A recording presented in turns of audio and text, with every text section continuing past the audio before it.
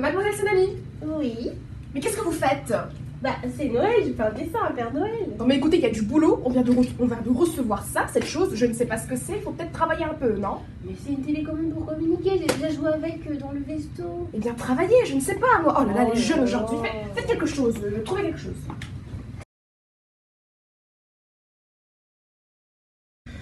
Ah, 3 tasses de café et rien du tout.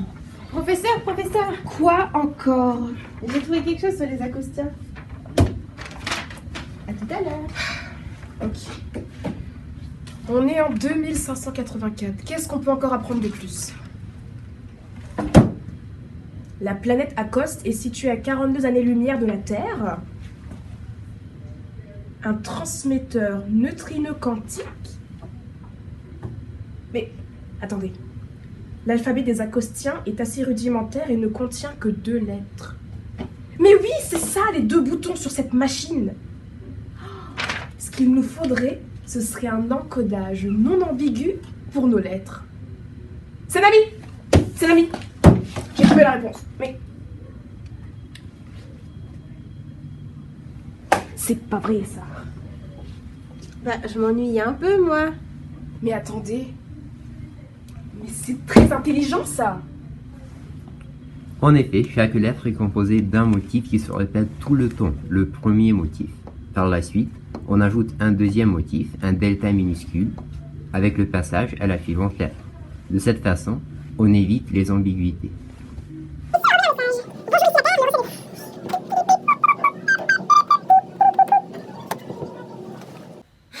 C'est le 2e jour. 20e café et on n'a toujours pas avancé. Notre alphabet contient 26 caractères, ça fait trop. Il faut optimiser cela. Vous êtes qui vous? La nouvelle assistante. Mais qu'est-ce que vous faites? En effet, on peut assimiler le problème à une suite arithmétique. Dans le cas d'une suite arithmétique, la somme des termes d'une suite arithmétique est égale au produit du nombre des termes fois la somme du premier terme et du dernier terme divisé par 2. On obtient donc, dans le cas de ce problème, 377. 377.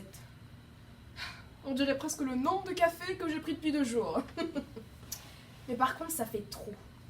Parce qu'on n'utilise pas toutes les lettres à la même fréquence. Par exemple, le W.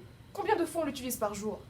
C'est n'importe quoi. Regardez, c'est la fréquence d'apparition des lettres de l'alphabet. C'est intéressant ça, très intéressant. Tenez, tapez ça pour moi s'il vous plaît.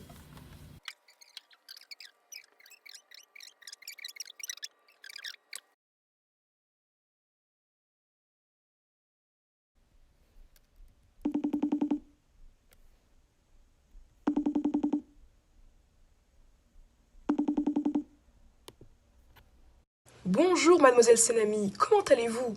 Depuis que vous avez quitté notre laboratoire, je ne comprends toujours pas pourquoi. Je voulais savoir où vous en y étiez dans vos recherches. Bonjour professeur, je vais très bien et vous, je me plais très bien dans mon nouvel environnement. Alors j'ai opté pour un peu plus de chaleur. Alors c'était pour vous dire que dans mon nouveau laboratoire, j'ai expliqué un peu notre problème avec les acostiens et tout ça. Et il y a un autre chercheur avec qui nous sommes en étroite collaboration, Monsieur Le Garec, qui a eu l'idée d'essayer un programme Python. Donc je voulais envoyer par mail. Et c'est vrai qu'il est très intéressant. Alors excusez-moi, suite à un petit problème de connexion, nous avons été coupés. Je disais que le programme était très intéressant et que vous devriez y jeter un œil. Et que j'espère que cela pourra vous aider. À bientôt professeur. Voici donc le travail de Monsieur Le Garec, qui a pu créer un programme Python qui permet la traduction de l'acostien vers le français et inversement du français vers l'acostien. Tout d'abord, on nous demande de choisir une option. Une première, la traduction du français vers l'acostien, et la deuxième, de l'acostien vers le français. Ici, on choisit la première option. Et maintenant, sans utiliser les signes sauf le point d'interrogation et le point, on peut traduire bonjour en acostien.